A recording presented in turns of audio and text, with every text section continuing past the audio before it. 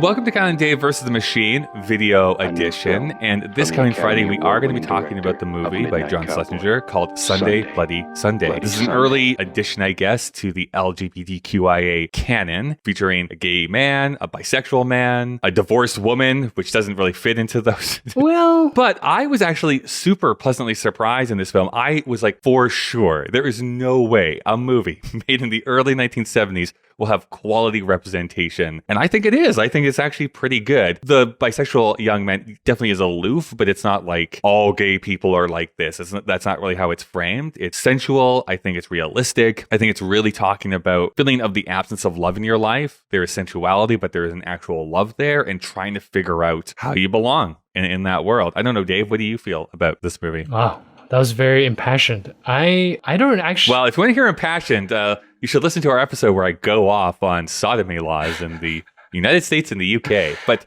that's a little teaser for people to go and listen to our podcast episode. Tune in Friday. Yeah. You want to see some Kyle soapboxing. To be honest, I don't remember what I thought of this film, and that's probably the best way to review it. Yeah.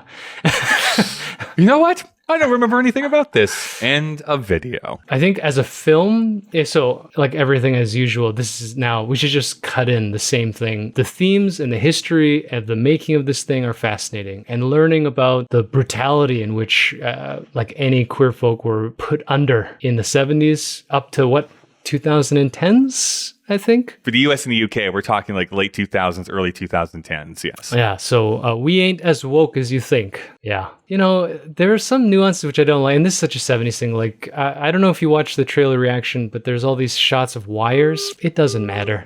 Waste of space. The performances are pretty good, with the exception, again, of the main, the go-between. I don't know what his name was. Murray Head. Well, that's the actor's name is Murray. And maybe the character's written aloof, but I thought he was boring. I think so. And then there's a lot of weird oddities. Was this based on a book? Do you remember? No, it was based on a relationship that John Schlesinger had, but not based on any like actual book source material. Kind of spoiler, there's a lot of weird things like kids smoking pot, a dog that dies. And I'm pretty sure, again, they actually killed the dog. Yeah, 99% sure they actually killed a dog for it, which always, I don't like that fact about early 70s films. It's like, oh, they really killed that horse, or they really like gassed that monkey to death. You know what we really need? We need a Rottweiler cadaver for this scene. It's like, oh, we've got this actor, so why don't we just kill it and lay it on the ground? And everyone was like, yes, you're the auteur. We'll do this for you. Art. Yeah, I don't know. It was okay. It was okay. I will say this, like to break the fiction for a little bit, it is a movie that I've continually thought about and that I continually am wrestling with, and a film that I am looking forward to revisiting at some point in the future. I still have the DVD if you're interested. Well, there you go. You're not going to return it, I guess, to the library. I also will add on that to break that fifth wall, because the fourth wall is broken so often, I don't even know if we include it. We're putting in an extension of the house. It's fine. Just knock down those 3 walls, build it out, have a credenza. I need a credenza, a large credenza. Break through the time-space continuum. When we recorded the episode you are going to listen to, I had just watched it, and Kyle had watched it a week and a half before. And so I think both of our initial reactions were very mundane, but it is like every intellectual film we've watched so far. There's something about it that stays in your head. Mm-hmm. And every movie actually we've watched, I've actually been thinking about all of them.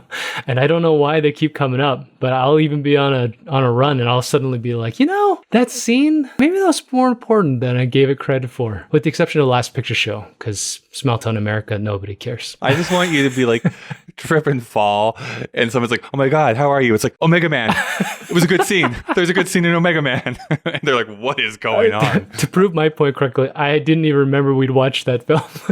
Okay, all right. Well, maybe not Omega Man, but maybe one of the other ones. I was like, what's Omega? Oh yeah, Charlton Heston. Oh.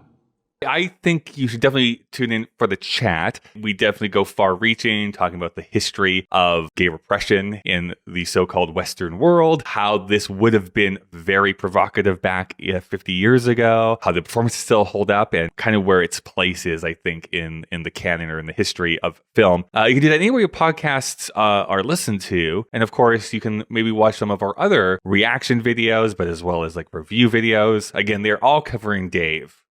I don't know why he gets the short end of the stick every week, but they are covering all of Dave right now. You know, I will say this. This movie is very difficult to find. Yes. But if you're in Calgary, it is at the public library. It's not at the public library because Dave is hoarding it. So you cannot actually get this movie currently in the city of Calgary. So as mundane as I feel, if you are interested in that history, like so many of the films we've watched, I actually think maybe you should watch it. It is kind of weird, but... It's a definite watch. Yeah, it is a watcher for sure. It's pretty interesting. You will not like it when you watch it. But then 10 days later, you will call us and say, you know, I can't get this thing out of my mind. This might be too much information, but I do enjoy watching.